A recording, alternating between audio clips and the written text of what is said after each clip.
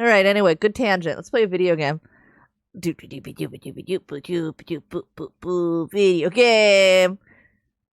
Hi, video game. Look at this monkey. Look at this monkey. Look at him. I love him intrinsically. He is my new best friend. Maybe forever.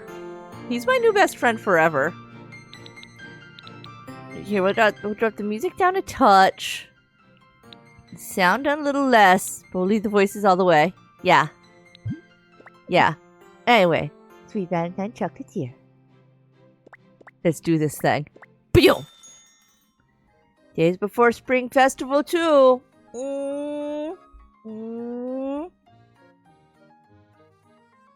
Another beautiful and busy day. It's Sweet Valentine Chocolatier. Although the official Valentine's Day in February had long passed, your store was about to usher on its second busiest chocolate season of the year. The Spring Festival. Third busiest, the day I show up.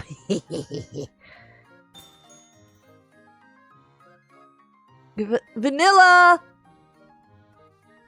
Earth to vanilla. Huh? Boss, I'm so sorry. Good, we got voice acting.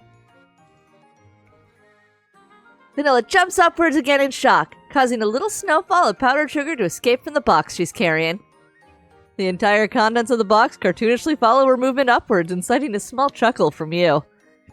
Although your arms are firmly crossed, you make sure to maintain a smile as you finally catch Vanilla's attention. Daydreaming again, V? Focus, V. As much as I'd like to join you, we have work to do.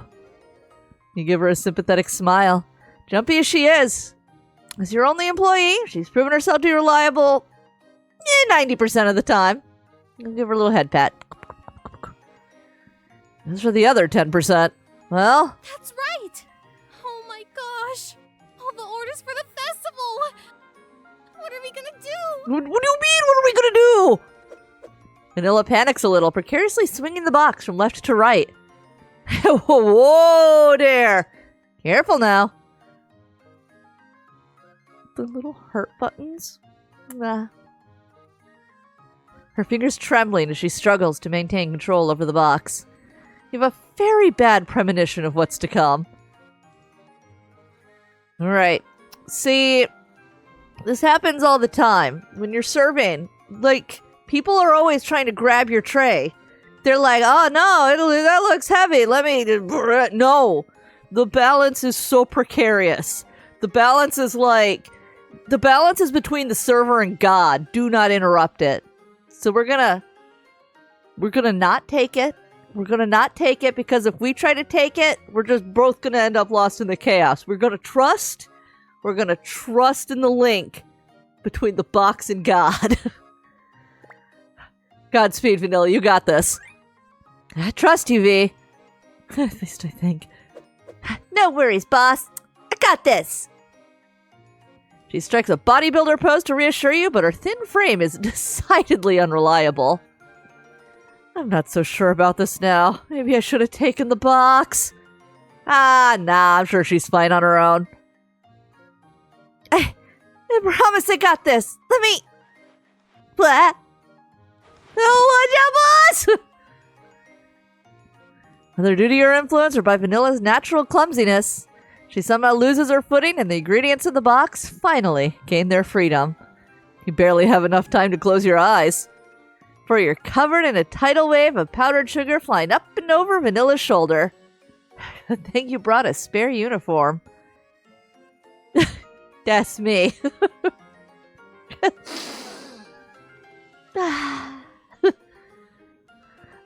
Oh my gosh, boss!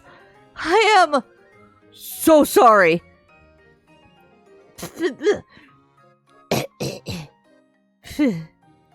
Are you okay? I am so sorry. Oh gosh, this is all my fault. It's okay, V. I'm okay. I am going to be so sticky, but I'm fine. Really sorry, boss. Thought I had a handle on it, but one of the bags in the box was open. And it kept leaning. I tried to adjust the weight, but... It's fine, V. It looked a little too bulky for you anyways. You laugh a little at yourself at how silly the situation is, and Vanilla joins in with her sweet, wind chime-like giggle. She was so small and cute. But for every point she had in cuteness, there was a bonus point to her clumsiness stat. Hell yeah, girl. I'm gonna go change. Can you do me a big favor and clean this up? Oh, of course! Oh, boss, seriously, I'm so sorry. Really, no worries. You could always wear one of mine. You grimace as you imagine trying to squeeze into one of Vanilla's extra small size chocolatier uniforms. Okay, maybe not. But, she grins again and puts on a determined face. You go change, boss. I'll get this cleaned up ASAP. Chuckling to yourself, you give her shoulder a light pat and head into the small employee bathroom at the back of the store. Guess I'd better start getting cleaned up. As you strip off your sugar-coated outfit and start to clean out the white powder obscuring your features, your image in the mirror grows clearer and clearer. Absolutely the cutest segue into a character creator. Perfect. To remove everything! Glasses. We got our choker. We got for skin tones. Alright.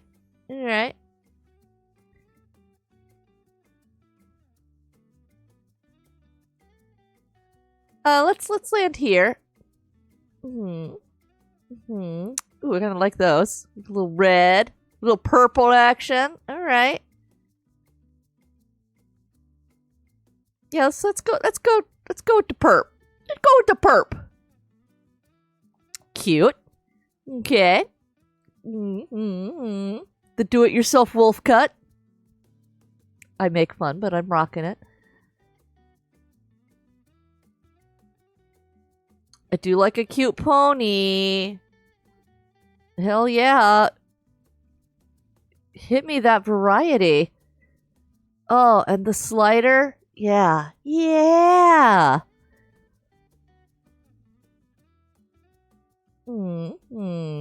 got the purple hair, so let's stay in this kind of cool range.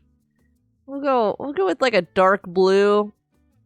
Let's bump it up a little more towards the purple range so that it'll be a little bit more matching towards it. There we go.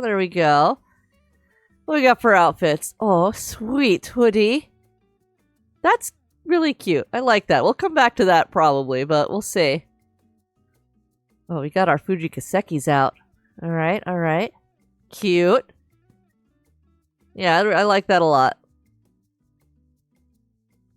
I mean, it feels like pink it's gotta be the way to go for our sweet, cute candy job.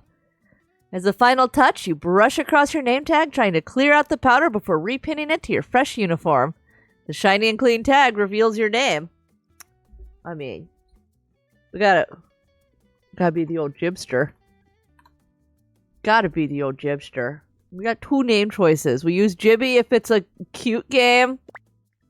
We use Zenobia if it's a sick, badass game. All changed. Although I'd love to walk around in casual wear, I'd best wear the uniform while I'm working. Lest I be mistaken for a customer. You frown to yourself as your mind briefly wanders to the memory of the first time you met Michael. You were in your store as usual, but in casual clothes that day. He walked straight up to you and asked if you wanted a taste of something better and sweeter. And to follow him to his store if you did.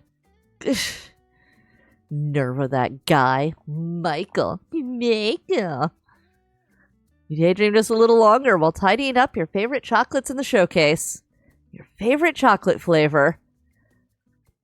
Oh, I am a dark chocolate girly. Dark chocolate.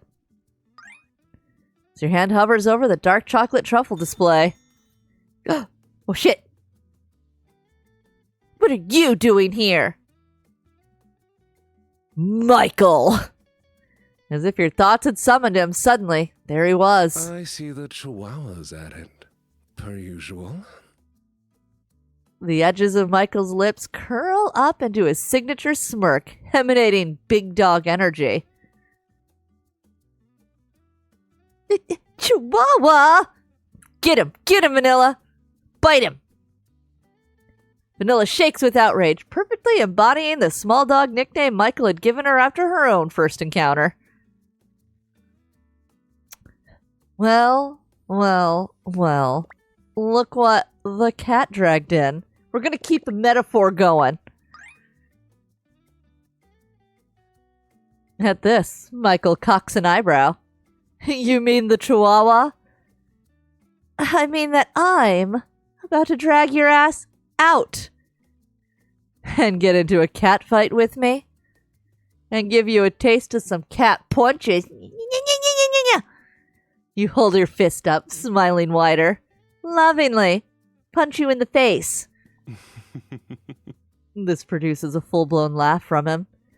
I wouldn't mind getting into a mess of tangled limbs with you. Ah! What are you saying? Vanilla covers both ears with her hands. Posse's being weird. Michael, you're scaring the kid. Sorry, Vanilla. Mom and Dad need to argue every so often to keep our romance alive. What romance?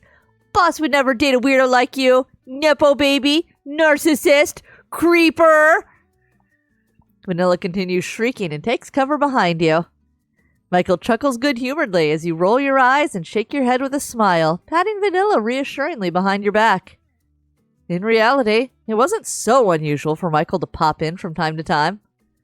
Since the day he tried to lure you to his store, he always made a point to visit at least once or twice a week, for years now. Although you were competitors in name, he would often give you helpful advice and defend you against rude customers. Funny enough, I'm actually here to make an order today. An order? If you're looking to buy out Sweet Valentine Chocolatier, I'm afraid you'll be leaving empty-handed. Again? Boss would never sell. Right, boss? Of course not, V. I would never.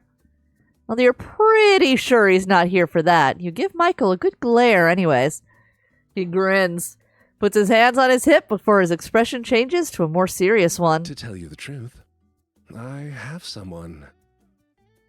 Someone that I want to invite to the Spring Festival. He has someone? Like in his basement. Someone that is not me? Although White Day was in March, for some reason your town preferred to celebrate a Valentine's Day Electric Boogaloo in early May. Exchanging flowers and chocolate and inviting someone to the Spring Festival was the equivalent of a romantic confession. You and Michael seemed to have a will-they-won't-they dynamic going on for years now, but to think he had someone else in mind. You can't help but feel a tiny, itty-bitty, tiny bit devastated in your heart of hearts. Sure, Michael, I can do that for you.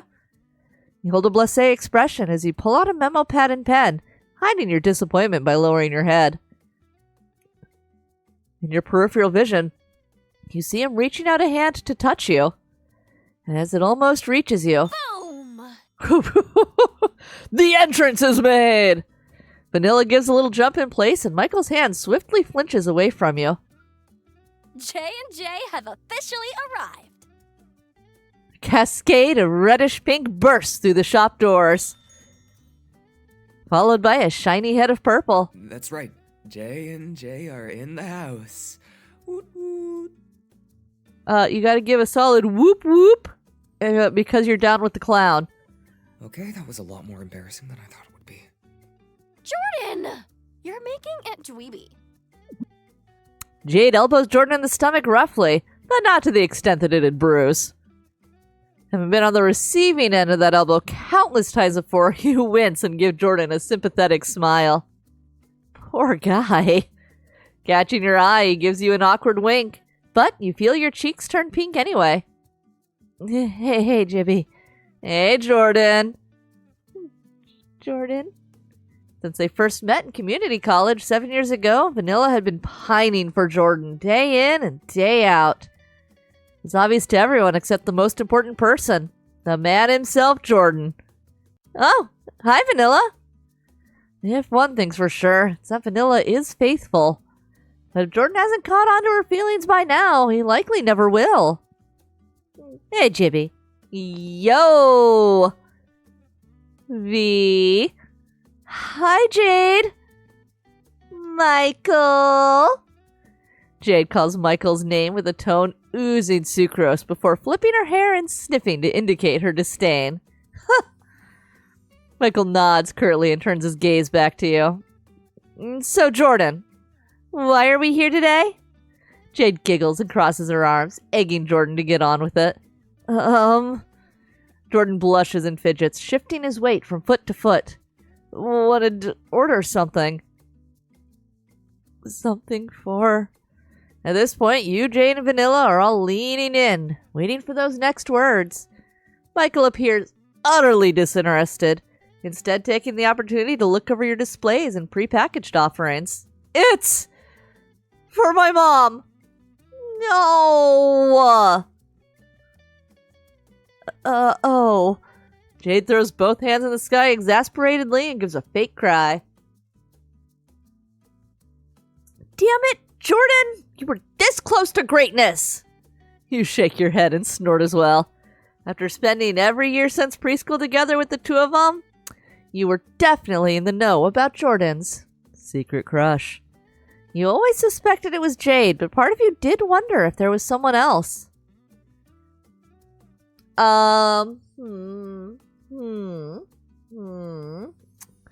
Let's, we'll bite our tongue. We'll simply avoid commenting on the situation. It sounds good.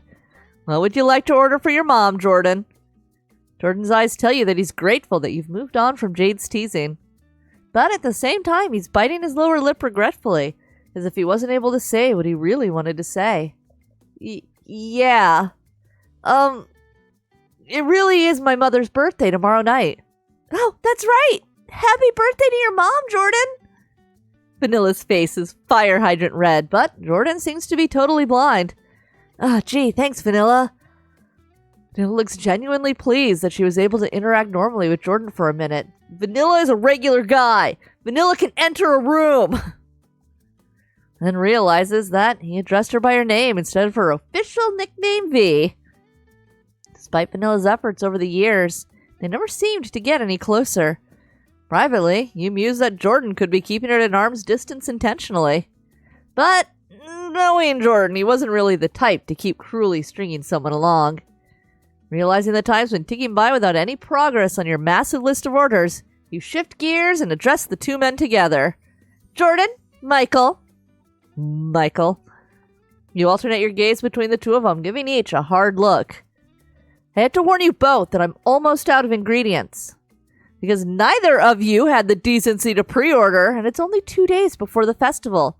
I'm pretty sure I'll only be able to fulfill one of your orders. At this, Jade gasps in surprise. Oh, shit.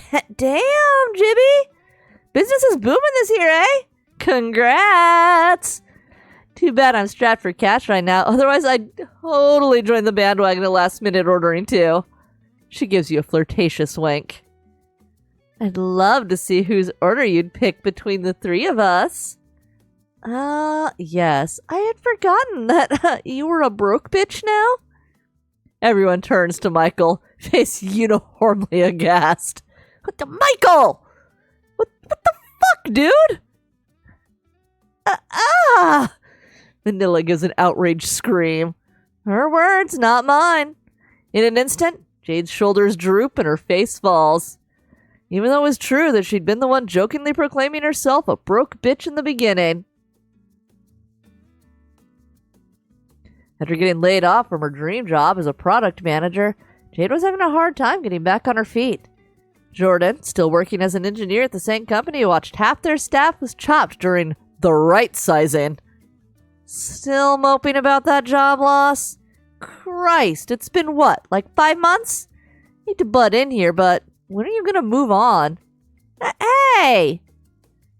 You don't get to talk to her like that, asshole. Meanie. Asshole. Dickwad. Ugly. Not cool, Michael. You put your arm around Jade's shoulders protectively. Unconsciously or not, she leans in closer to you, seeking comfort. It's okay, Jibby. Besides, if I was really desperate, I'd come work for you. Oh, like Jibby could afford to take you on? Michael! You... Honestly, with your shop's middling performance, you could only afford one employee after paying the real estate cost each month. Like, with passion and quality, there was no way your tiny store could ever compete with Michael's chocolates. At least Jibby isn't a raging narcissist. Like someone we all know. Yeah! Michael had everything you didn't. An MBA from a prestigious business school. Rich parents bankrolling his store from the beginning. And you're pretty sure he had relatives acting as suppliers for his raw materials. He was well connected, educated, and to top it all off, he was undeniably good looking. It's another reminder that life is not fair. You even heard rumors floating around about him opening a second location and making Michael's chocolates into a chain. Perhaps that was why he was so interested in your little store. If he wasn't interested in you romantically. You're a straight-up nepo baby, Michael. Asshole! Get him! Get him! Rich boy! Narcissist! Michael scoffs, rolling his eyes and crossing his arms again. Decidedly ignoring Vanilla, he turns to address you. Jibby, my offer still stands, you know. I know. You've said it like a gazillion times at this point. His gaze alternates between you and your store's displays. All the homely decorations, lovingly and painstakingly changed out by Vanilla and yourself every new season. The delicate but pricey chocolates under the glass counter. His eyes land on you again, golden flecks dancing around the swirls of his mocha irises. Damn rich, handsome bastard. You feel your face getting hotter and hotter the longer his gaze lingers. Anyway, are you all here just to disturb my business? No, never! Right, let me tell you my order then. I'll make it quick. I'd like a box of dark and coffee truffles. Half and half. Uh-huh. Did he just order a combination of his favorites and mine? Is this order actually for me? Am I the special someone he wants to invite? This is such a roundabout way to do it, though. And for my order, I mean, the order for my mom. I'll have a whole box of dark chocolates. Seems like Jordan's ordering your favorites, too. You look up at Jade with squinted eyes, signaling, what the hell, with your expression to her. This time, Jade smirks and tweaks her eyebrows up and down suggestively. I can almost hear her saying, oh, without her saying anything at all. Is this what you think it means? Oh shit, Vanilla. You jerk your head to the side and catch Vanilla looking crestfallen. After years of working with you, she knows your favorites too. Having just heard the order, she probably held the same suspicions that you and Jade did. Anyway, V and I have a ton of work to do. I love you guys, but I'm gonna have to escort you out with some samples. Ooh, I love me some free samples. Anything free right now. Hang in there, Jade. Deciding that things are getting too tangled for your taste, you begin to, physically, push all three visitors out of your store. Lovingly stuffing a small truffle into each pair of hands, you pat them each goodbye warmly, but sternly. As they all leave, they can't help but utter a parting line like some kind of cheesy anime. This is a cheesy otome game, after all. You won't regret fulfilling my order. Michael seems to enjoy the feeling of your two hands pressing against his back as you physically push him out the door. He lets the weight of his 6-foot-tall body provide some resistance as you push him out. Now that you're so close to his neck, the smell of his cologne dances around you like a carnivorous flower tempting a poor fly. Get out of here, you amazing-smelling bastard! With a golden chuckle, he's finally gone. Next up is Jade. Jibby, you better call me after the festival. She brushes a strand of hair behind her ear mischievously and gives a side glance at Jordan. You gotta fill me in on what happens. What are you going to be doing during the festival? I don't know. Maybe find someone to take me on a hot date? She winks, does a sassy clawing motion like rawr, like a baby tiger. After unceremoniously stuffing her free truffle in her mouth and giving you a quick hug.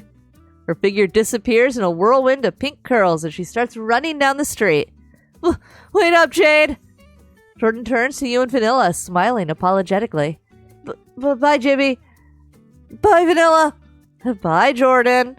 Vanilla gives a sad little wave and averts her eyes as Jordan says goodbye. This might be bad.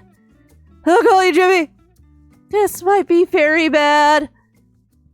Vanilla, I would never betray you like that. Don't you worry. I would never betray you, / he ain't even my type. Robotically, Vanilla begins trudging towards the back of the store. Poor baby. I'll go sort the materials in the back. She looks up to meet your eyes. Thankfully, she doesn't seem to be ready to cry. You should get started on those orders, boss. You stare back at her apologetically, not knowing what to say. After working together for years and being friends for even longer, you recognize that the two of you probably need a little alone time to sort out your thoughts. Thanks, V. I'm sorry. There's nothing to apologize for. I'm gonna get on with it then. Trying to regain her chihuahua energy, Vanilla grips both fists determinedly and scurries off to the back. I really hope she's not scurrying off to cry. You know, it's fine. You lock yourself in the walk-in. You have a cry, and then you get cold, which is refreshing versus being hot in the back of every food establishment on this earth. And then you go back to work, and you internalize.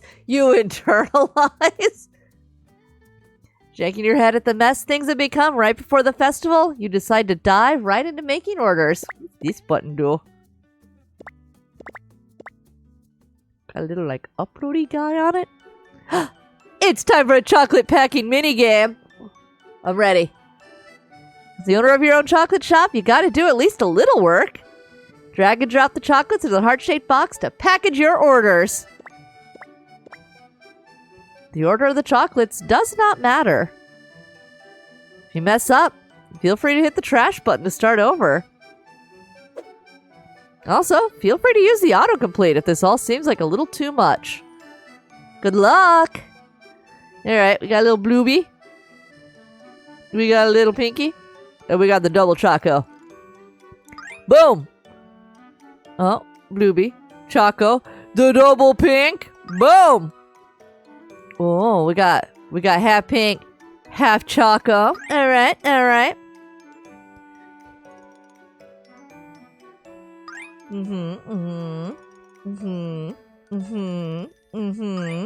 Ho.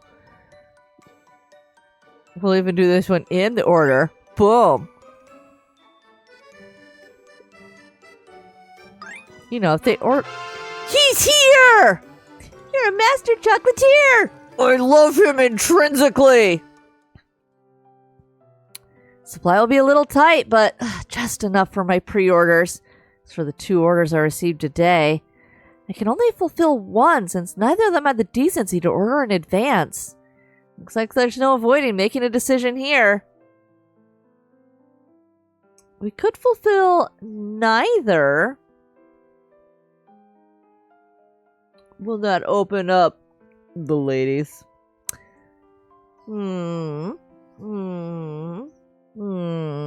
Jade seems fun. But Michael also seems fun. I love a little playful rivalry. I also love a lady. Why don't we... We'll fulfill Michael's order, sure. Sure. Oh, that hot, insufferable bastard. Shaking her head, your hand seems to grow a mind of their own as they move to start fulfilling Michael's order. Infuriating as he can be, I know he's watching over me all this time. Ever since that smug mug first made it through those doors. A smile tugs on your lips as you recall the subtle hints over the years, the lingering stares, the unintentional brushes against each other. Looking back now, could he have made it any less obvious? Perhaps Michael never intended to hide his affection for you from the start. Deciding to communicate your decision sooner rather than later, you give Michael a call. Hello? Hey, Michael. I have your order ready for you if you want to stop by tomorrow. Really? Wait right there. I'm coming over. Oh. Right now? Michael, Your next words are cut off as Michael abruptly ends the call, seeming to be rushing towards your store. He's not really coming over right now, is he? Your two stores were just a couple blocks away. Walking distance, which is perhaps why Michael found it so easy to pop by so frequently. When he first opened shop, you worried that your business might be swept away by the glitz and glamour of Michael's chocolates. But thankfully, Sweet Valentine Chocolatier maintained a loyal fanatic customer base. Holy!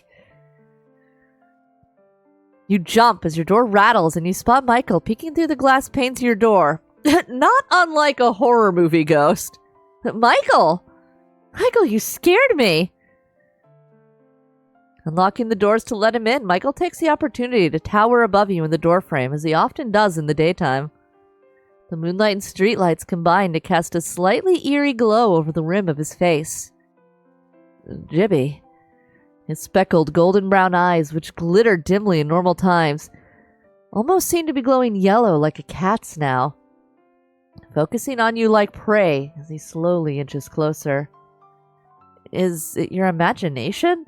He seems to be panting a little. His breath is ever so slightly ragged, and you can feel a masculine heat radiating off him. You quickly turn on the lights in the store, ruining the mysterious atmosphere and eliminating all possibilities of Michael closing in on you like a beast. Yo, thanks for coming by on such short notice, I guess. Yeah, I don't know if I've ever run that fast in my life. Besides track and field in high school. Oh, you did track and field too? The word "too" slips out of your lips, even though you weren't much for running back in the day. Jordan was the one known for his varsity-level speed. Though you and Jade had joined the track B team in support. Huh! Yep, and football, basketball, soccer, pretty much any sport. I like to move my body. A brief silence follows as your eyes are drawn to a sweat droplet trailing down Michael's temple. You lock in entranced as it trickles down Michael's neck, past his Adam's apple and into his collar where it disappears. You quickly avert your eyes as you notice his white pastry chef's uniform becoming ever so slightly transparent. I assume you know what my order means. Michael's eyes are magnetic, hypnotic even, as they pull your gaze back into his own. You find yourself a little dizzy as you allow yourself to get lost in his eyes for a moment. I've said it before, and I'll say it again. My offer still stands. Oh. Whether you're interested in me romantically or not, I'd still like to buy you out. How about you take me out and buy me dinner first, buddy?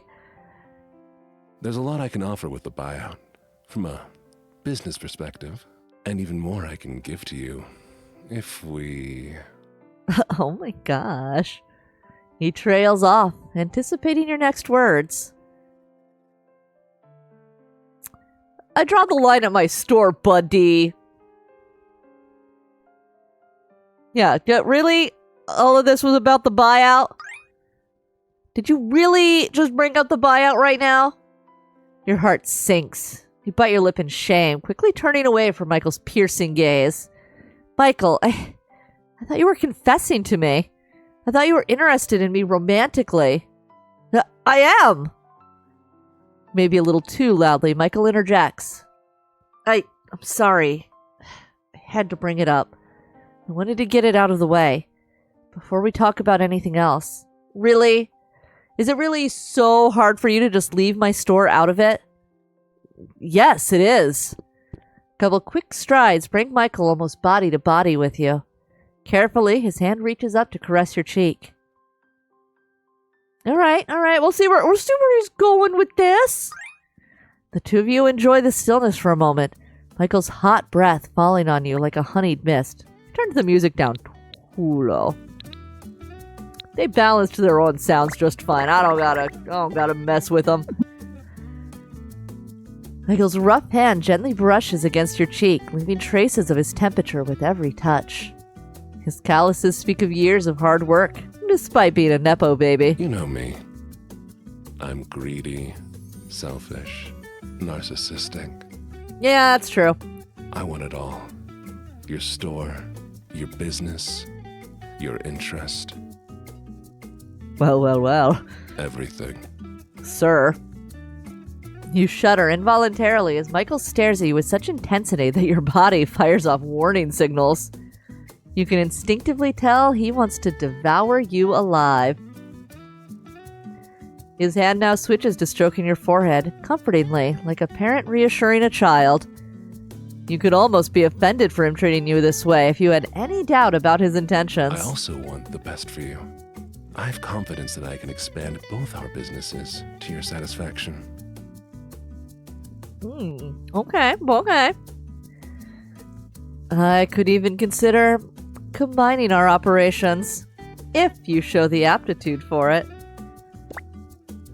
And what are we going to call this combined operation, then? Roused by the implied challenge, you also bring your hand up to stroke Michael's cheek, mirroring his previous position. I'm sorry, Michael. Did you think you were the top?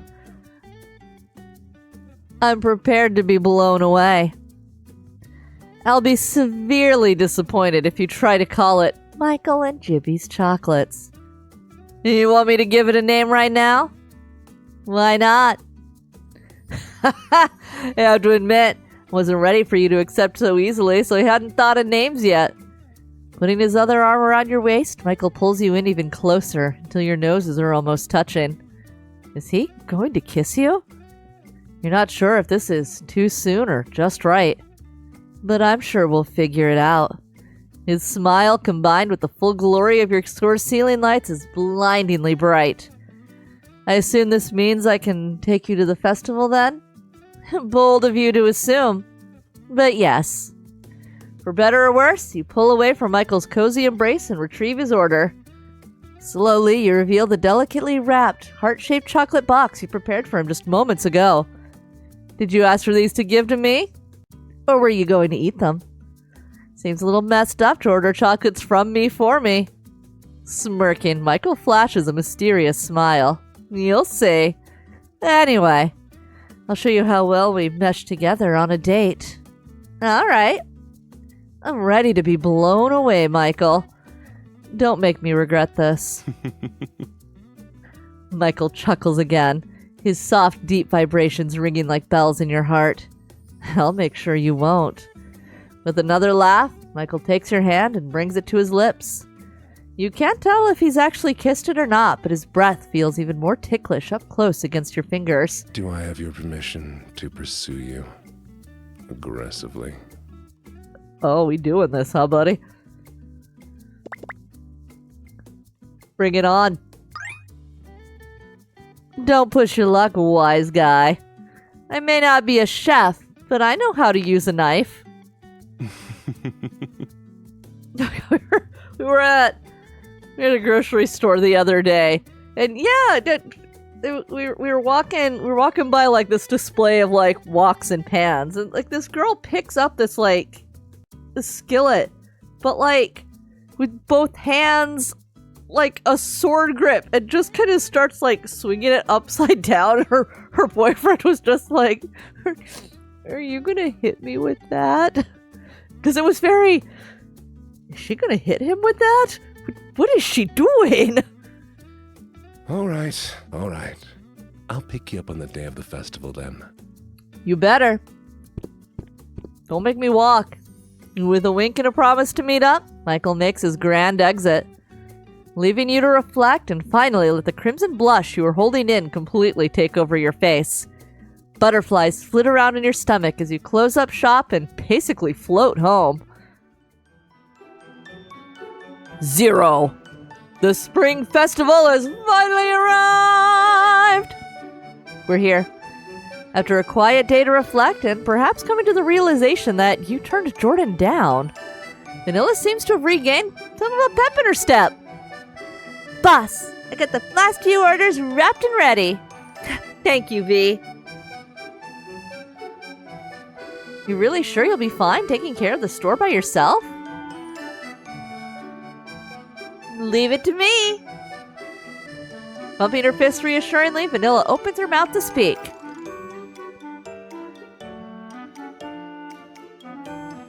But your train of thought are derailed by a loud honking noise coming from right outside the store. The hell? Sensing some kind of traffic jam or parking issue, you brush it off and continue talking with Vanilla. The two of you both frown and turn to check what's happening through the windows of the shop doors. Is that Michael? Vanilla energetically bobs left and right, closing in erratically to get a better look through the glass. Boss! Vanilla grins mischievously at you and winks. So, you decided to opt for the tall, dark, and handsome one?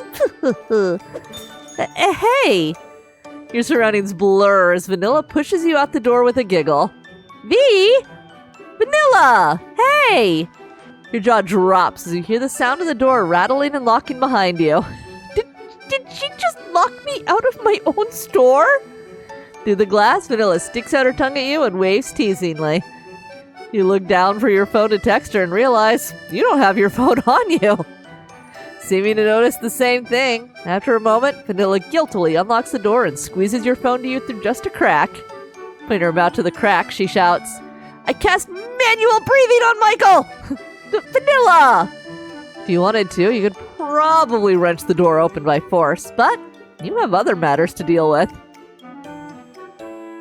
He's got his Fujikasekis out! Hey!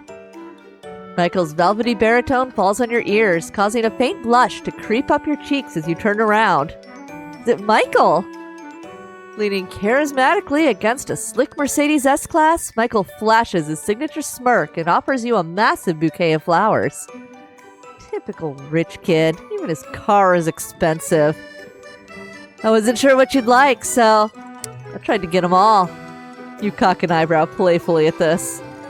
It's definitely not all the flowers, but it's as many types as the flower shop had on hand. I see. Drawn in by the delicate scent and gorgeous opulence of the flowers, you barely notice as Michael opens the car door for you and ushers you in. Your trance is finally broken when he gently takes the bouquet away from you for storage in the back seat. You're frozen in shock as Michael ever so slowly leans over you to buckle you in. Careful now. He pauses for a moment as he hovers over you, a wistful sigh falling on you again, stirring up a heat in you in response. From this distance, you could basically kiss. Red alert! Red alert! We're moving too fast! Do we go for it? We got to establish dominance early on. Go! You decide to go for it. Whoa there, Tiger! Sneaking a finger between the two of you just in the nick of time, Michael just barely manages to prevent your kiss from reaching him. Happy to see me, are we? Deeply embarrassed, you frown and quickly turn your head. I am too. No, I wasn't going for a kiss, I was going for the jugular! Believe me, I want nothing more than to have my way with you. Right this moment. Sir! Another breath, more heat, making you glaringly aware of the unspoken tension stretching tautly between the two of you. Just another push and it could snap, like a string finally reaching its breaking point. You deserve to be treated to a nice date first. Finally clicking the seatbelt head into place, Michael chuckles smoothly and returns to his seat. From the side door pocket, he pulls out a small but elegant box, which he gently places in your lap. What's this? Open it. Untying the ribbon and gingerly brushing your fingers past the Michael's Chocolates logo on the box lid, you're met with Michael's version of the fairy order he placed with you. Although they look different, you're familiar enough with his chocolates to recognize that these are the same flavors he asked you for. As if to say the two of you are the same. Feelings mutual, reciprocated, two sides of the same coin. Or Two sides of the same chocolate box. Thank you, Michael. Michael smiles seductively in response and pushes the car into gear. Somehow managing a sweet spot near the festival entrance, Michael makes a quick work to open the car door for you. Thanks. Don't mention it. It's what I should do. Gesturing forward, Michael waits for you to start walking before matching your pace. It seems that he's already purchased tickets online, so the two of you have no need to wait for entry. After a quick QR code scan, you're in. Thank you. You really didn't have to do all this for me. It's my pleasure. I promise you, chivalry's not dead. To some extent. Well, congratulations. All the choices you've made up to this point have led you to this moment. I'm here. I am now yours for the entire evening. Oh ho ho ho ho. You cheeseball. Thought you said you were gonna take me out. Yeah, but that doesn't mean I have to make all the decisions. I brought us here, didn't I? Raising both arms jokingly for a moment, Michael grins and rests his hands on his hips. Where do we go? You lead. That's right, I sure do.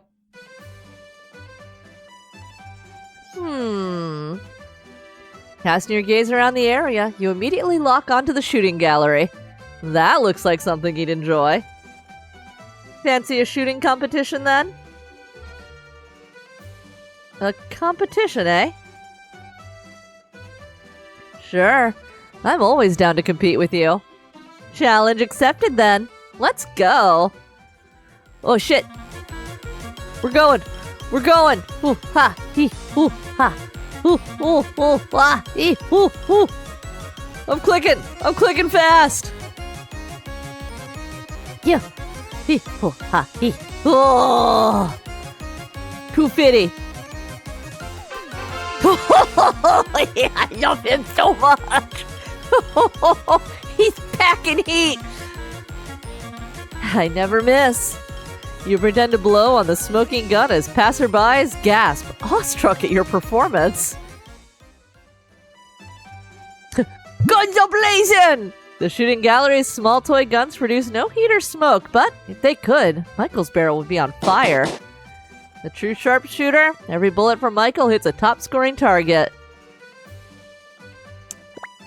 Nice guns. What, this gun? Holding up the toy gun in question, Michael stops himself right as he's about to examine it. Ha! You raise an eyebrow suggestively. Guns plural, huh? So you meant these guns? Michael strikes several poses and flexes his muscles, showing off like a peacock displaying its feathers for a potential mate. Taking a step closer, you take the opportunity to cop a feel. His biceps are, in a word, rocks. You indulge in the solid masses for a moment until your little session is interrupted. Mommy, I want to play shooting! Realizing the two of you are holding up an in-demand spot at the shooting gallery, Michael chuckles and smoothly hands the toy gun back to the stall owner. So, why are you so good at shooting anyway? I played a lot of airsoft as a kid. Still do it every now and then, every so often. If you like, we could go sometime. Airsoft? Isn't that quite an expensive hobby? For my family, no. For a rich kid. Guilty as charged.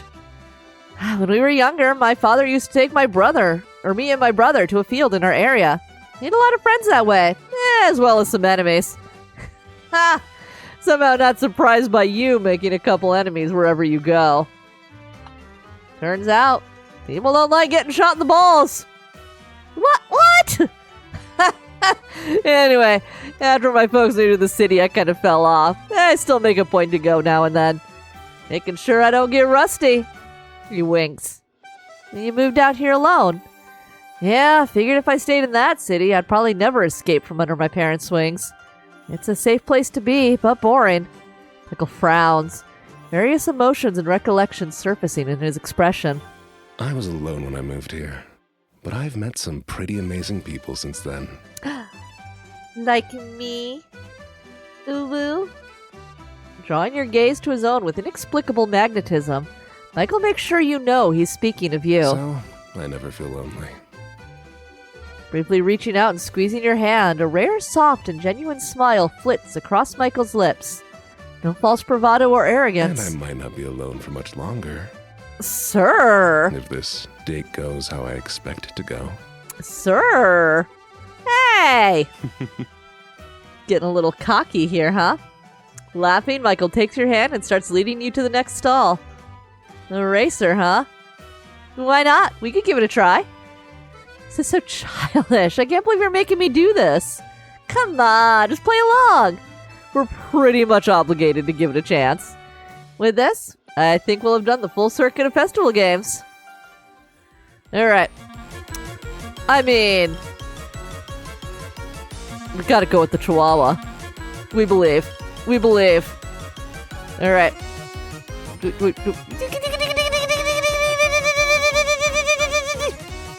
Ho ho ho. Great job winning the race.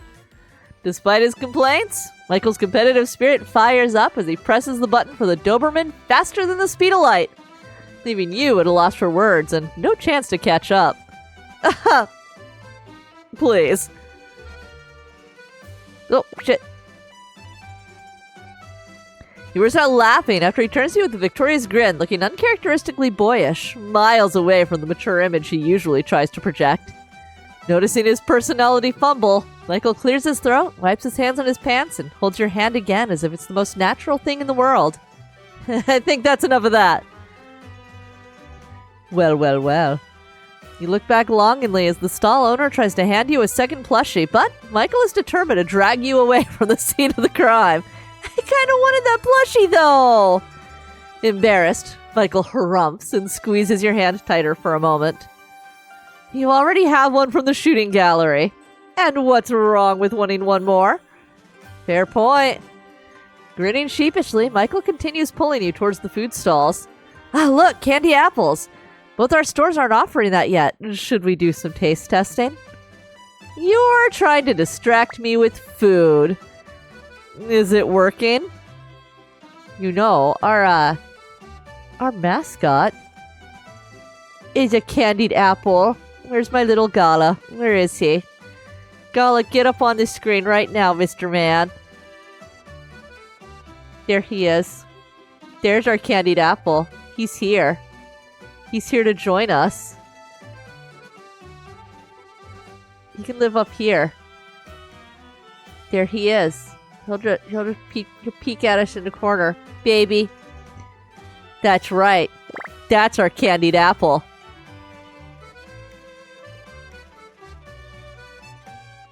See? Yum, yum, yum. Get the stick in there. Yeah, there we go. Well, now it looks like something completely different is happening. So he'll just live down here. Live down here, Gala. Michael smirks and leans in, brushing a stray strand of hair behind your ear. Contrary to his taste-testing suggestion, Michael only purchases one candy apple. Handing it to you. He leans over and takes a bite out of it as you hold it steady. You blush as he takes the opportunity to meet your eyes suggestively, sending a shiver of electricity from the tips of your fingers down to your toes. After a quick bite to eat, the two of you pass by several uninspired stalls selling 3D printed goods and cheap goods from Temu. Aimlessly moving forward, you find yourself stopping before an exotically decorated stall. Fortune telling? You don't actually believe in any of this stuff, do you? Well, why not? There's no harm in it. If it's bad, we ignore it. If it's good, we use it as encouragement. Huh. Letting himself be convinced, Michael takes the initiative to hold the curtains for you to enter the mysterious tent. Inside, an ethereal beauty is seated at a table with cards set in a formation. We'll turn off Gala. Have a seat, young ones. Wolf, lion, fish, bear, monkey. Oh wait, all right, we got some wolf, bird, lion, Alright. Bear. You were monkey. Alright, and there's our birds. We've done it. He's so good. Your memory is astounding. Ah, yes. I will now look into your soul, and perhaps your future. The spirits have spoken. They tell me this about you. Fish. You are the thoughtful joy, the deep laugh. You charm with ease, but keep your truest thoughts close. People sense the depth beneath your smile, and some will misread your silence. Let them. The truth will rise like a tide, and your depth will speak when it must. You expect the fortune teller to address Michael now, but for some reason, she continues addressing you. If I may be direct, young one, before you lies a choice. Do you take the leap of faith? The hand that seeks yours may very well spite you. Spite you? I would never spite you. Golden eyes pierce deeply into you from the side as Michael whispers to you. Unless you give me a really, really good reason to. I'll do it if I gotta do it. Fiery passion burns to ashes, taking you with it. Sensing Michael is about to object, you give his hand a quick squeeze under the table. It seems to calm him down, at least for the moment. But the phoenix rises. There is a chance it will carry you to greater heights. But you have much more to lose. Do you still grasp the hand outstretched?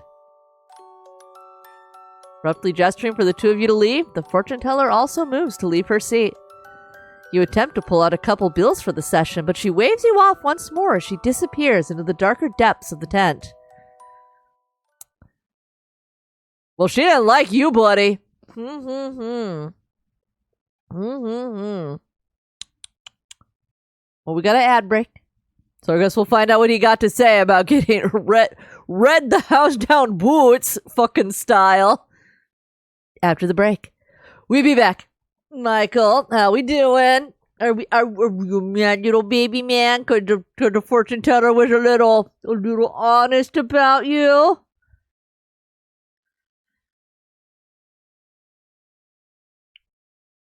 Are we gonna be a poopy man? That was something. You know, this type of fortune telling works, right? It's a form of pseudopsychology, usually performed by people who are very good at reading others psychologically. Same type of people who make great therapists, usually narcissists. Oh, you'd know. Takes one to know one, buddy. You mean like you? Ha! Yes, just like me. With his arm possessively around your shoulder, Michael starts walking you to a certain direction. I can act psychic too, you know. Oh, how so? I can see that kid over there is going to drop that ice cream. Following the direction Michael's finger is pointed in, indeed, you watch as a little boy's neon pink ice cream tumbles to the ground. Crocodile tears forming as the child starts to wail. I can see that man in the red shirt probably getting a divorce. Yeah, see, but is that going to be us? Because you're just trying to take my chocolate shop, buddy? Turning again, you immediately witness a man in red getting a solid slap from a haggard-looking woman. The gaudy young woman linking arms with the man looks shocked. That's more dedication or deduction than prediction, though, wouldn't you say? What about things more in the future? The future, eh? I can see. When he is free onto his head and closing his eyes to get more into the role, Michael continues, speaking as if he's pulling secrets from the deeper universe. I can see a great future for the two of us. I can see us making out by the end of the night. Oh, don't get too cocky here, guy. You give him a pointed look. Maybe. Okay, not yet. We'll revisit that one. Try again. I can see you in my sheets, naked. Buddy guy. Hey! He winces as you jab him in the ribs with your elbow, like Jade does to Jordan. All right. I'll be a little more serious. That's right. I can see us combining our businesses, leading to massive success. See? Are you after my McNuggies or are you after my chocolate shop, buddy? Michael! He removes his arm from around you and places both hands gently on your shoulders, bringing the two of you face to face. His eyes, unflinching, unmoving, stare directly into your own. Trust me. Sell me your store. Or don't. I'll let you manage. It'll still be your store, but let's consolidate. I want to do business together. Please. Why are you so fixated on this issue? Like I told you last night, a couple nights ago, I'm greedy. The first moment I saw you, I thought you were gorgeous. But I was honestly more concerned with scoping out your store. As I got to know you, seeing you do business all by yourself, putting your best effort forward in every aspect, I found myself becoming more and more attracted to you. I started thinking about how much more you could do, how much more we could do together if I gave you guidance. And what makes you think you're so much better at this than me? That's why I started coming around more often and giving you advice. Though I'm not sure if it helped. It has, Michael. It definitely has. I'm ambitious. I want to go big or go home. I want to help you expand your shop even further. I know that if given the chance, I could help you. Ultimately, I just want to see you succeed, and I know I can make it happen. You can help it happen. Yes, I want to help you help yourself. And of course, being the selfish, greedy narcissist that you and Vanilla know me to be. There it is. It's like, is my chat even working right now? There it is. A big part of it now is I want you. Oh, yeah? To own or be part of your store is to be deeply entangled with you. I'm not afraid to admit it. To make it harder for me to get away? That's a little creepy, maybe. Maybe. He grins with all the cocky confidence you've known him for and extends a hand to you, asking for a handshake. An offer. A gesture of asking for your final answer now. With all that said, what do you say? Maybe not on the first date, baby. I don't sell my livelihood on the first date. Is there any chance we could run our stores together as part of the same business? And could you see a future with me?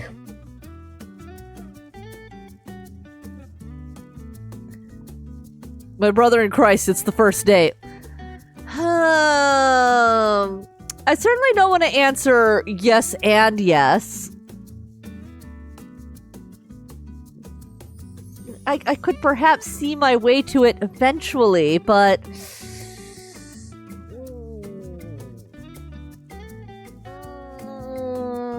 no and no seems a lot of... Hey, great date, also fuck you, buddy. All right. We're gonna on a trial basis, buddy. I'm gonna yes and yes you. But I want you to know my heart's not in either one. All right. Let's do business together and let's be together. Despite your embarrassment, you make sure your final words communicate your acceptance of Michael's confession. Really? Yes. Michael picks you up and spins you around, ending with a ninja-like kiss on the lips that's too fast for you to even register yet. Did you really just use up our first kiss like that? I mean, I tried to use it up while buckling up in the car, so... we will have many more. I really, really hope you aren't gonna burn me to ashes or lead me down some other path to destruction. We're gonna have to hash this out so hard with a lawyer or some kind of financial advisor. Okay, good. Game me understands. Game me is also like, Buddy, don't think this means anything. I'm lawyering up. It will definitely get it sorted. Spinning you around one more time for good measure, Michael gently places you back down and pulls you into a tight embrace. Together, we're gonna start a chocolate empire! A million sparks fill his eyes as he pulls away slightly to meet your eyes. With a final forehead bump and a tender wordless kiss, Michael takes you to watch the fireworks. The official fireworks viewing venue is, unsurprisingly, extremely crowded. The sound of each fiery flower bursting in the night is deafening, but you still can't find a clear spot to sit down and observe the fireworks.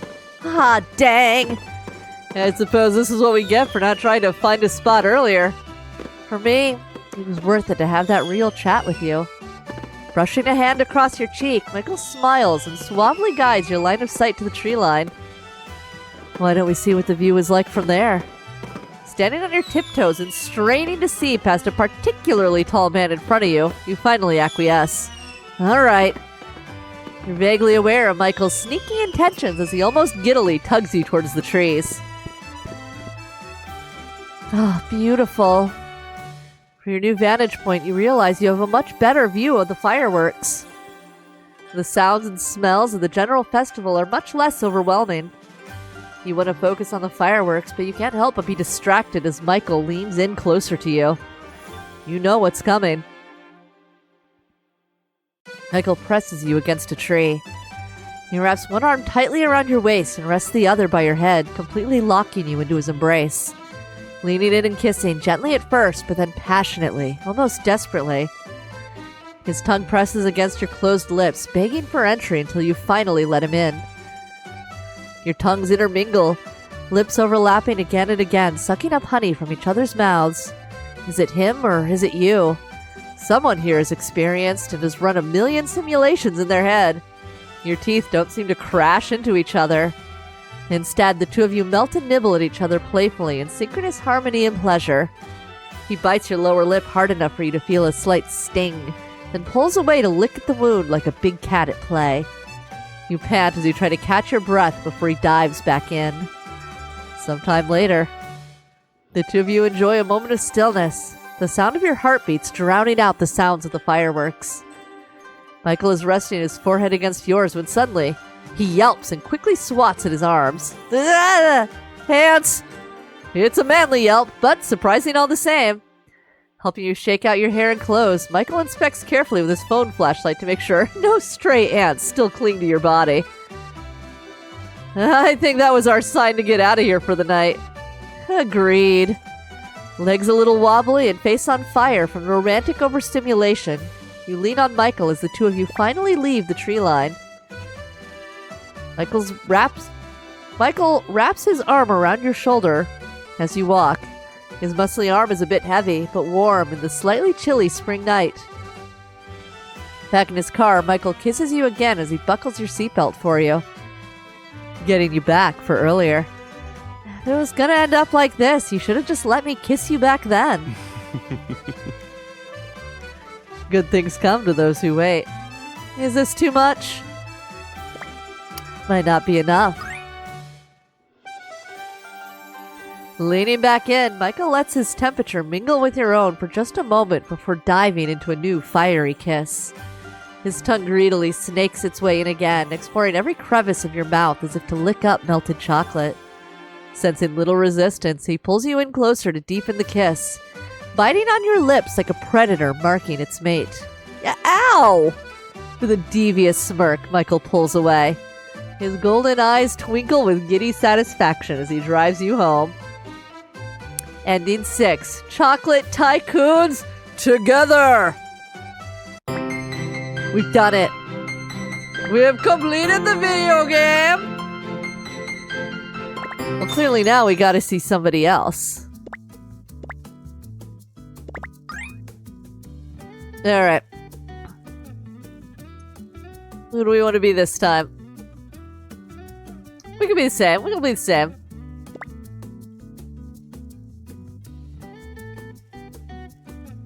How did I remove those before? There it is. There it is. Alright. let's get ourselves back here. There we were. We went dark blue. We wore our cute outfit. We wore it in pink. Go. All right. We back. There's not a space in there. Thank you. Okay. All right. Let's see what else. Not these ones. Oh, don't tell anyone. I don't actually like chocolate. Let's go with fruit truffles. Fruit truffles. All right. Yeah, what you doing here? We're not romancing you in this universe. Why are you here? Are you sure you have the leeway to be visiting other stores right now? At this, he produces a light baritone chuckle. It's smooth but sticky, like molasses or taffy. Tugging at your heartstrings, the gentle sound of his laughter threatens to pull you deeper into his honey trap. My employees should be handled this much on their own. If they can't, I probably hired wrong. Besides, I always make time for you. Oh, Michael. You shake your head with a ch and avert your eyes. A tiny hint of blush creeps into your cheeks. You and Michael both chuckle at Vanilla's exaggerated reactions. Alright, this is our usual. They're here. Join in on the teasing. Oh, your mom, eh? Your mom, eh? You and Jade take as their cue to dance around Jordan immaturely, moving your shoulders back and forth and raising your eyebrows. Mimicking your mama in chorus. To be clear, the two of you aren't teasing Jordan for being a sweetheart for ordering something for his mother. Rather, it's because the two of you know he hadn't had the balls to ask out his secret crush for years now. Taking a moment to catch her breath, Jade rests that dangerous elbow of hers on your shoulder and leans on you, laughing. The intoxicating scent of Jade's... I don't know what we're censoring here. Eau de perfume wafts past your nostrils, and you can't help but take a good sniff. Oh my god! Did you just sniff me? Yeah. You perv. Yeah. She says, but she takes the opportunity to pull you into a squeezing side hug. You feel your arm between her boobs as her soft hands pull the other side of your waist in tighter. I missed you, bestie!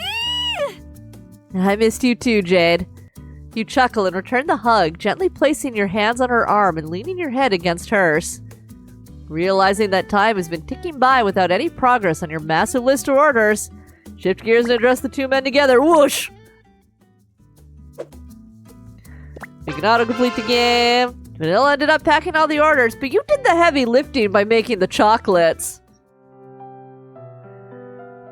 Alright, that's enough for my pre-orders. Neither of them even bothered to order in advance. They could have ordered online or even shot me a text. I'll just fulfill the pre-orders per my store's policy during the spring festival. Sorry, boys. Although, a thought crosses your mind. Little bit of cash money. Oh, we're making something for Jade. We're going for Jade. Should I make something for Jade? We've been friends for so long. As you think about Jade, you recall the amazing fragrance surrounding her today. The sensation of her breasts rubbing against your arm, her hands on your waist. What? No! What on earth am I thinking right now? She is my best friend after all. She is my best friend after all. I wouldn't mind feeling that sensation again. Her voice, her touch. The way her eyes curled up when she laughed. And how she occasionally snorted when she laughed too hard. Her exaggerated reactions to everything, good and bad. Everything about her was so genuine, so charming, so dear to your heart. Just as Jordan had his secret crush for years, so too did you. Jade. Being from a family with traditionally green hair, Jade's name had been decided well in advance. However, when she emerged from her mother's stomach, her parents were shocked to be greeted by a small tuft of reddish hair, circling around her baby head like cherry cotton candy. Her parents left the name since her hair still reminded them of red Jade. But as she grew, her hair mellowed out into a dazzling pink. Accompanying her from preschool to now, you also witnessed this slow transformation over the years. Her peachy hair color now kind of looks like delicious? Was it selfish to want more than friendship? To want every part of her? Although you were deeply afraid of ruining your friendship, you couldn't help but wonder, was there a teeny tiny chance that Jade could feel the same way? The subtle touches, the leaning in. When drunk, she became touchy, and had even kissed you on the lips at a party once. Of course, then she had gone and kissed everyone else on the cheek and close to the lips. But I was the only one she flat out smooched. Am I reading too into this? After all these years. But it wasn't just once or twice. Every time you touched, there seemed to be some kind of spark. I mean, every time you touch, do you think you could fly? Does it make your heart beat fast? Hope it could last? Need you by my side? You know, from the Book of Cascada. The bestie telepathy was definitely one thing, but the subtle path of electricity you felt when she traced her fingers over your skin. The feeling of her breath tickling your cheek when she leaned in to look at something on your phone. Shit, am I in love with Jade? She was like a shining beacon in your life, guiding the way to happiness and bringing you up when you were down. Always standing by your side, always bright. It broke your heart to see her light dim each passing month as the tech job market tightened like a screw. To the company, she'd just been a number on a spreadsheet they wanted to cross off. But to Jade, she'd lost her career, her passion. As a non-tech person, you didn't really understand how one could be so passionate about software. But the way Jade explained it, building and polishing as something from the ground up, you felt like you could kind of understand it when you saw the parallels with your own business. Right now, out of all of us, I think Jade's the one that needs the most support. Before you even realize what you're doing, your hands move swiftly to fold one of your boxes into a star shape. After years of fulfilling all kinds of quirky orders here and there, you become quite proficient at boxigami. Your footsteps are light as you lock up, knowing that a box of chocolates is sitting in the refrigerator with Jade's name on it. Even if this doesn't convey my feelings, I hope that it does at least a little to cheer her up. Regardless of how our relationship changes in the future, I just want her to be happy. Your chest warms with thoughts of seeing Jade tomorrow. You give her a call and make sure she's available before heading home. Spring Festival time! The Spring Festival has finally arrived. You went ahead and called Jade to ask if she was available last night. She pretended to make a fuss on the phone about having to cancel her hot date. But it wasn't your imagination that she sounded super excited. There was definitely more pep in her voice when you ended the call. But is she as excited as I am? You smile, musing on how you can best confess to Jade without being too cringe. Vanilla is working the back today, but she looks considerably more cheerful than the past couple days. Everything seems to be going back to normal in a good way. That is, until your store bell chimes again. A shy-looking Jordan makes his way to the counter. Jordan? What are you doing here? Hi. Can I talk to you? Please? Alright. No, thank you. Sorry, Jordan. Not a good time. You motion with your eyes to the back. Jordan follows your gaze, pausing for a few moments before finally getting it. Oh. Yeah. Oh my gosh. You nod, giving him a sympathetic look.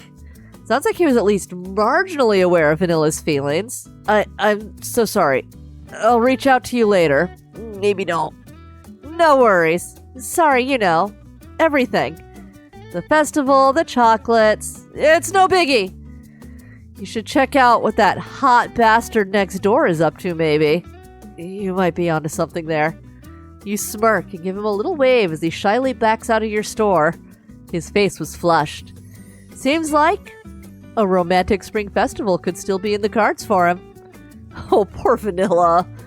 After a long day of handing off chocolate orders to excited lovebirds, the time for your date has finally come. Better get changed. Looks like V hasn't gone home yet. Her clothes are still here. V! Calling out to the workshop area, you look around, but no one answers. Huh. Heading into the alleyway behind the store, you find her. Oh, baby! Hey, you okay? She's not crying, but her eyes look tired. Yep, I'm fine. Quickly rubbing her hands over her face in a circular motion as if to wipe away any sadness, she quickly regains her usual pep. I'm perfect!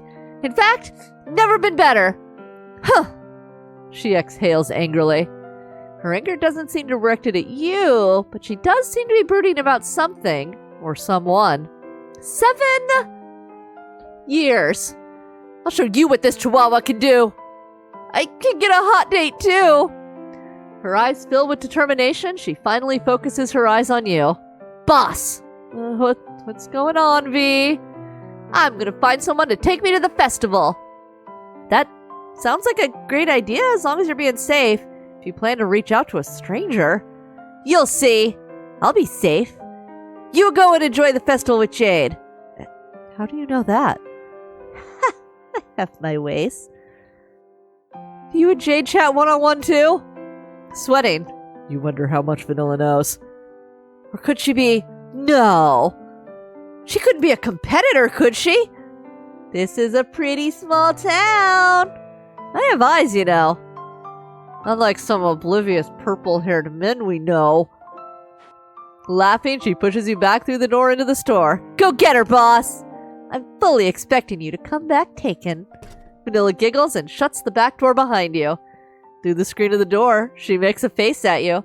And don't come back here unless you've made the girl yours. This is my store, V. Her laugh is cheerful again, like tinkling bells. You wonder how she plans to find a date, but you have your own date to attend to. Good luck, V. Making your way to the festival entrance, you're relieved to spot Jade's glamorous figure leaning against a decorative pillar. Snort laughing as she watches a short-form video on her phone.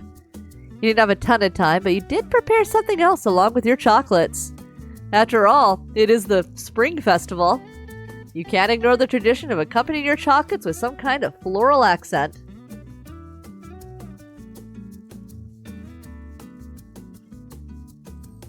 Ah, sweet, sweet coffee.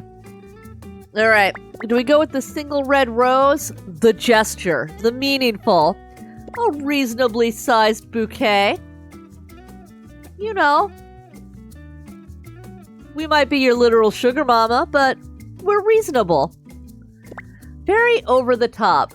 She's a little bombastic, so The little bit of bombasticness may be good. But, you know, she's also a software engineer, so she can't be exactly, you know. She's gotta have a certain logical side to her then.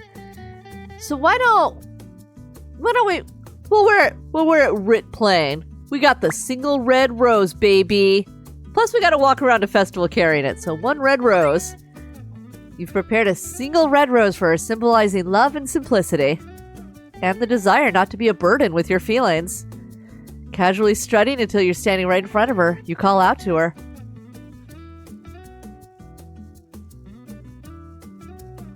And then you sneeze. Jade! What's all this? You chuckle as she blushes, cradling your chocolate box and floral gift carefully in her arms. Thank you so much. You didn't have to do this. You grin shyly before switching to a suave expression. Anything to make you smile, m'lady. OMG. You mock tip your invisible fedora as Jade rolls her eyes and giggles nonstop. Looks like your attempt to cheer her up is going swimmingly. But does she know what the flowers signify? Jade. She leans in close to your face and gives you a gentle peck on the cheek. I'm getting friend-zoned. I know what flowers and chocolate at the Spring Festival mean. Maybe I'm not getting friend-zoned. But I won't let you have it that easy. Oh, game on, girl. You have a lot of explaining to do. But what did I do? Or at least confessing. Okay, fair. She grins.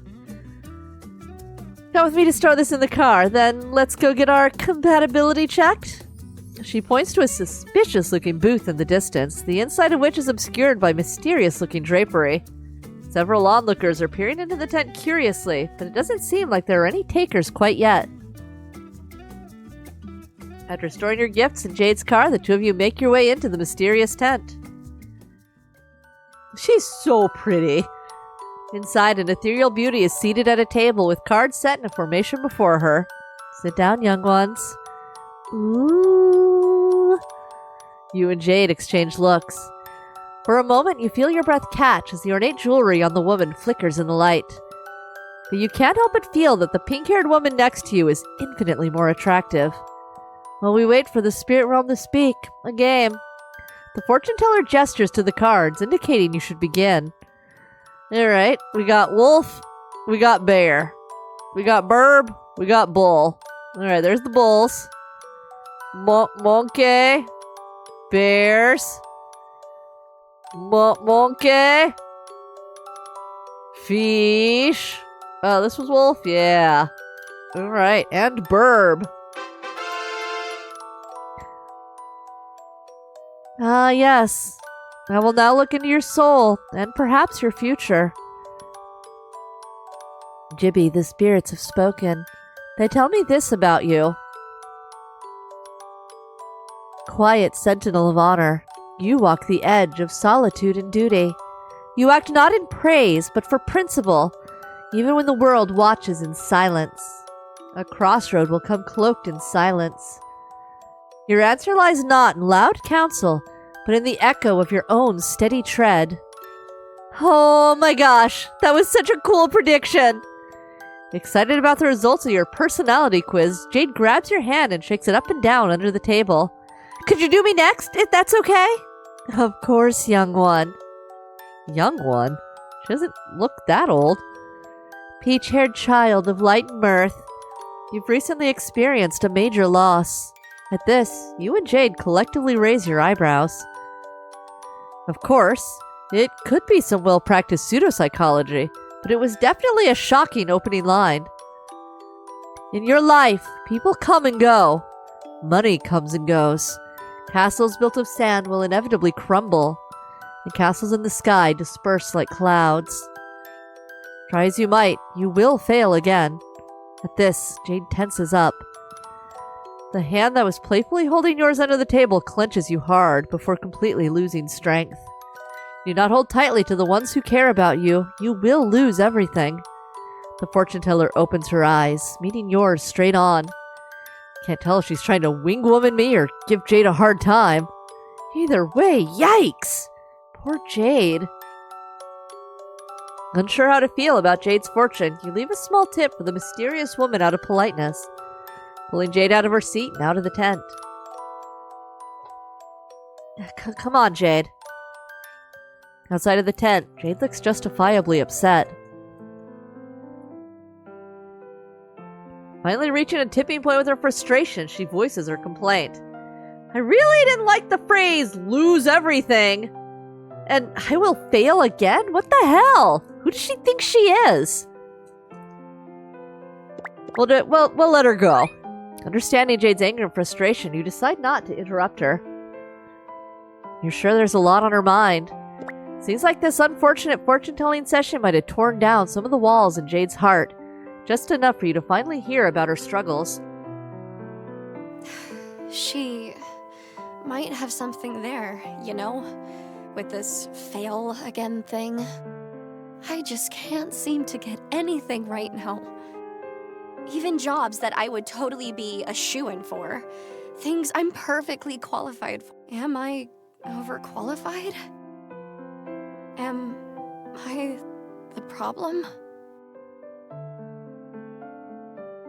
You are definitely not the problem. I've seen your resume. There's nothing wrong with it. Have you ever considered... You hesitate, knowing that your next suggestion probably won't be a helpful one. Applying for different jobs? At least different fields? You know this is a sore topic for Jade, but you can't help but bring it up. Watching her feel discouraged for so long with no ability to help, your heart aches for her. No. I appreciate the thought, but you just don't understand. Not fully, at least. You frown and focus your full attention on Jade, taking no offense at her words. She returns your gaze, resulting in the two of you staring deep into each other's eyes as she elaborates. I liked product management. It was extremely fulfilling for me. It was my career, my everything for a time. I know we're not supposed to define ourselves by our jobs, but... I mean, you know what? Talking to a business owner about don't define yourself by their job. Don't worry, the small business owner gets you. It was amazing. Leading a team of engineers to build new features and literally cook up new software products from scratch. For me, it was almost like speaking things into existence. Even though I have no engineering background, I did my best to learn more about all the tools and data structures. Towards the end, I felt like I could take on some junior dev work too. You chuckle as you think about Jade doing Jordan's job, stressing over bugs and staring at techie screens in dark mode late at night. Maybe I should try to pivot into engineering? I just don't want to settle for anything less than what I was doing before. She gives a heartbreaking laugh before breaking into a little sob. She's trying so hard not to cry.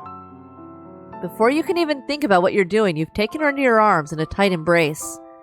She reciprocates by wrapping her arms around your waist and resting her face against your neck, finally letting her tears fall freely. Her breath and the damp droplets trickling down your neck make you blush, but break your heart at the same time. Sniffling, she snuggles closer to you, taking comfort in your warm arms. The two of you stand there for a while, embracing until the sky darkens into night. A little while later, after the two of you make a quick trip to the bathroom to clean up, you face the festival with renewed enthusiasm. Alright, should we try a different game now? Heck yeah! Ooh, a racer? Jade starts running towards another booth she spotted, dragging you along by the hand. You can hardly keep up with her rapid pace. Seems like she's full of energy again after letting her true feelings out for the first time in a while. OMG! These racer animals are totally Jordan, Michael, and V. We gotta play this. Chuckling, you make your guesses. Jordan Cat, Michael Doberman, and V Chihuahua? Yes, don't you see it? OMG, we gotta make V win. Who should I pick? I mean, we gotta let her win. Alright, we go. Oh, let's win him out. Yeah? Yeah? Yeah? Yeah? Great job winning the race. This game reminds me a little of track and field. Maybe it's the racetrack? Do you remember the time we did the three-legged race? Oh my gosh, don't remind me. Wasn't there also Jordan's nip slip? OMG. That was the start of the love letter chaos, wasn't it? Yes, so many love letters. So many. I knew we had appeal for all genders, but not like that. Not like that. The two of you shake hands as you recall the variety of stationery that would fall out of Jordan's locker after his infamous nip slip incident. There were love letters written on everything from cutesy animal-themed stationery to overtly masculine chicken scratch on crumpled graph paper. You were popular too, though. Jade gives you a sly smile and a suggestive wink. You weren't too bad yourself, you know. She gives your hand another squeeze, this time brushing over the inside of your palm with her thumb. Jade, you're making me blush. Yes! Exactly as I planned. She gives you a mischievous look, obviously enjoying watching you squirm with delight and embarrassment. You return her squeeze, avoiding eye contact as you pull her away from the kiddish racer. Should we play one more game? Or are you getting hungry? I guess not that hungry. I might already be full on your loving care. A devious twinkle fills her eye as she swings your clasped hands back and forth. Slowly, seductively, savoring the sensation of having you wrapped around her little finger. This temptress. I have to admit, it's working on me. Am I the real sucker here? Maybe just a quick snack? Oh, you okay. The two of you enjoy some quick ice cream cones together as you walk around. Let's try this shooting game as our final stop before the fireworks then. Hope you're ready to lose an eye or two with my shooting. You give her a pointed look. Kidding. All right, we go. Beep, boop, boop, boop. Hoo, hoo, ha, hee. Hoo, ha, hee. Hoo, hoo, hoo, hoo, hoo, hoo, hoo. Oh, we go. Oh, God. Oh, gosh. Oh, my God. Okay, time's up. Whew, 295. That's right. I never miss. Jade shoots corks towards her target, her posture serious, but results disastrous. You were not kidding about losing an eye or two. You shout while ducking. The booth owner has been taking cover behind the table since before Jade started shooting. Few of her shots hit the high score zone sporadically, while others are wildly off target. One veers off, totally missing the game backboard and narrowly missing a random passerby's head on the other side of the booth. The man spooked gives an angry "Watch it!" while Jade smirks. Putting the cork gun down, to the booth owner's immense relief, she sighs and gives you a devious look. That was cool. Let's get out of here. Sweating, you make a mental note to yourself to never take Jade shooting again. I think the fireworks are starting soon. Do you want to go check it out? Heck yeah! She takes her hand in hers so naturally and starts dragging you towards the designated fireworks viewing area. Her eyes are shining as if filled with stars, just like you remember them in dreams and memories of her. The moonlight behind forms a halo around her, making her look every bit the divine being that she is in your eyes. Keep up! The designated fireworks area is packed with couples and families. There's barely an empty patch of grass or dirt to sit down. Frustrated with the overcrowding, Jade jokingly makes her disappointment known. Boo! Fireworks are overrated! Jade bellows, shouting over the distant sound of fireworks exploding. A few seated folks with sharp hearing turn around and give her a dirty look. Shh, girl! You playfully shush her and laugh as you pull her away from the crowd. It's okay, to be honest. I wasn't feeling the crowd today.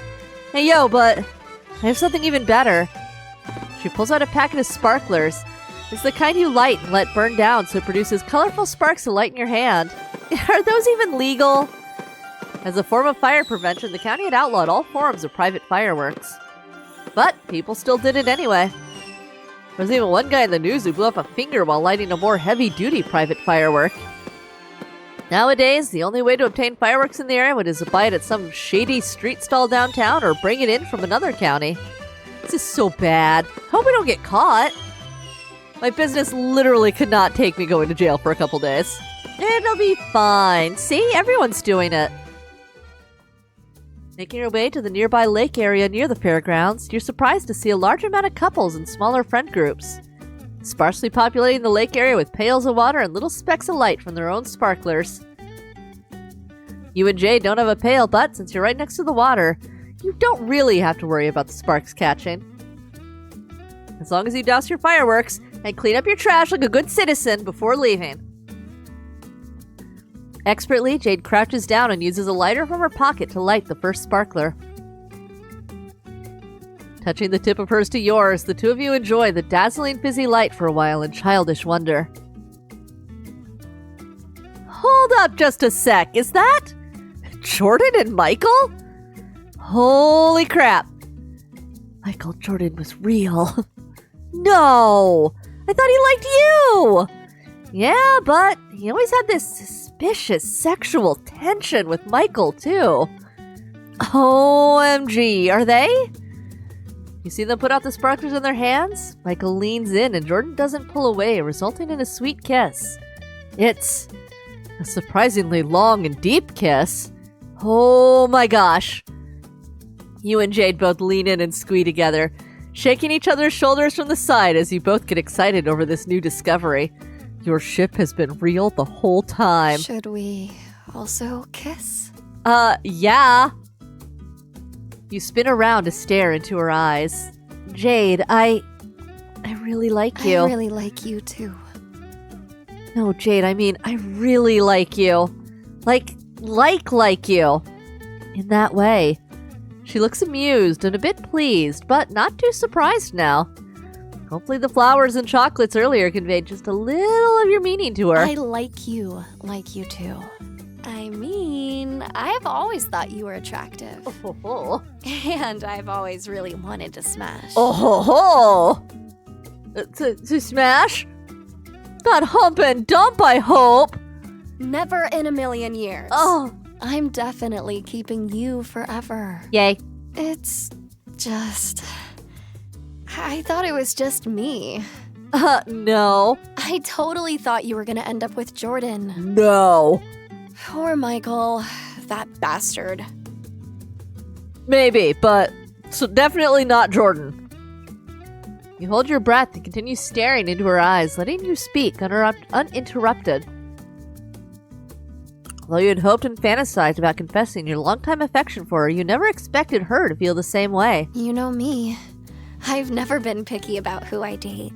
I like to think of it as giving everyone an equal chance. Fair enough. But you and Jordan, you guys are like sacred to me, like family. But somewhere along the line, I always wondered, what would it be like to have more with you? Oh, you about to find out, girl. To be in love with you. Lovers with you. Oh, you about to find out, girl. Her golden eyes meet yours and you're filled with that familiar electricity again.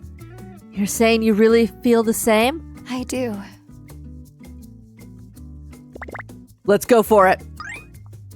The two of you meet lips. It starts gentle, but Jade's lips are so soft. Her mouth naturally opens as your tongue tentatively prods the entrance, and she reciprocates by sending hers into yours. For a while, the two of you tangle tongues, enjoying the sweet taste of each other. When you finally break away, everything is dark.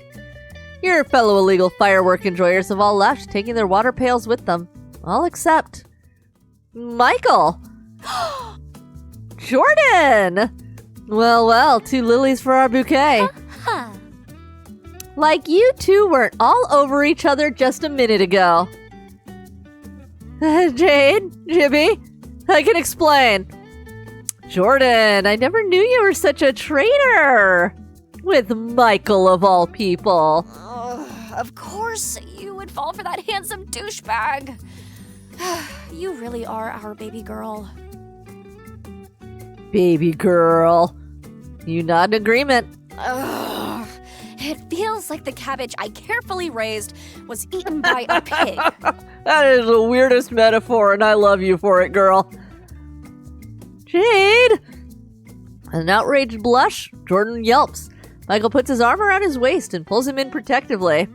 He's my cabbage now. Why am I a cabbage? That's right, he should at least be some kind of sweet. Maybe a gumdrop or candied plum? Oh my gosh, this is so ridiculous. Should we all get food together? You and Michael give each other a look. Although your telepathy with him isn't as good as it is with Jade, his eyes are totally saying he wants more alone time with Jordan. Sharing the same thoughts about Jade, the two of you exchange a silent nod. I think we should go our separate Yeah, agreed. We'll see you guys tomorrow. Bye. As if waiting for you to say those words, Michael sighs in relief, agreeing before you can finish. You and Jade crouch back down, watching with jaws still hanging in shock as Michael walks away, his arms still wrapped around Jordan like a dragon protecting his treasure. He's not going to do anything funky with Jordan tonight, is he? There's no way. Jordan won't let him. He's way too shy, right? No way. The two of you shake your heads in sync, but a little part of you does wonder. The wondering makes you blush a little. What about us? Do you want to take me home tonight? Let me buy you dinner first. Laughing, you give Jade another kiss. This one is short, just a peck of reassurance and care. I like you. I like you too, Jade. I think I love you. Been in love with you since we were kids. Really? Me too. Liar. No, really. Sure, I went out with a lot of people, but nothing ever worked out. Pretty sure I didn't really like them all that much. I just kind of went with the flow whenever someone approached me. When they found out I wasn't as excited about them as they were about me, things always fell apart. Oh, girl, you know what? Absolute samesies. It was always like, I don't want to turn you down. But I'm not really into this or whatever. You know what? We'll give it a chance. And they were always weirdos. And I was like, anyway. The only two people I ever get truly excited about were you and Jordan. But I could never see Jordan as anything more than a friend. I helped Jordan to the bathroom when he peed his pants in 2nd grade, you know? You did? Yeah, it was one day you were out sick. Since we couldn't put up the Jordan protective formation, some little twerp came up and scared him so bad he let it all out. He always was a scaredy cat. You both chuckle, reminiscing about older, sillier times. But you were always special to me. First, I wondered if it was jealousy because we were both friends with Jordan, but I realized that when Jordan was sick or busy, I actually enjoyed spending one-on-one time with you way more than him. I think it started when he was out and we played Save the Princess. And I finally got to play the princess. Weren't you the one who pressured Jordan into playing the princess to begin with? He's totally a princess, though. Can you blame me? No, you're right. I guess you have a point. Anyway, when I was the princess and you were the hero coming to save me, that's when I realized. So you're saying you might have liked me before I liked you? Oh, no! Oh, you gotta be shitting me, girl. It's true. It's all true. I just didn't want to ruin our friendship after all these years. She smiles a little bitterly before refocusing on you with renewed sparkle in her eyes. But with my layoff, I decided this year would be my year of taking risks. So, would you take the risk with me? If you're asking if I want to date, my answer is yes, yes, and yes. I don't think it's a risk dating me. I work long hours. I'm pretty financially stable. You could be my stay-at-home girlfriend if you really wanted to. I would die of boredom. I'd rather work with you and V in your store. But my first pick would definitely be getting another job as a product manager. Of course, you'll get one, I'm sure of it. The two of you laugh as you stroll back to the main festival area, swinging your hands back and forth like children. Although you hadn't been prepared enough to bring a water pail like the others, you and Jade made sure to wet every burned sparkler in the lake before throwing them away in a metal trash bin. As you throw away the stick-like remains, Jade tugs at your hand, motioning for you to give her another kiss. Now that the fireworks have ended and most of the festival goers have long left, nothing can be heard around except the sweet sound of crickets chirping at you. You oblige her, pressing your soft lips against her own once more, filled with excitement about your futures. Together. Ending for Shades of Red Jade. Yay! It's so cute. That was wonderful. A pure delight of a game. Pure delight. Well, well, well. An excellent start to our otome game week. We'll be continuing with more of them as we go. They're all going to be new demos, except Saturday.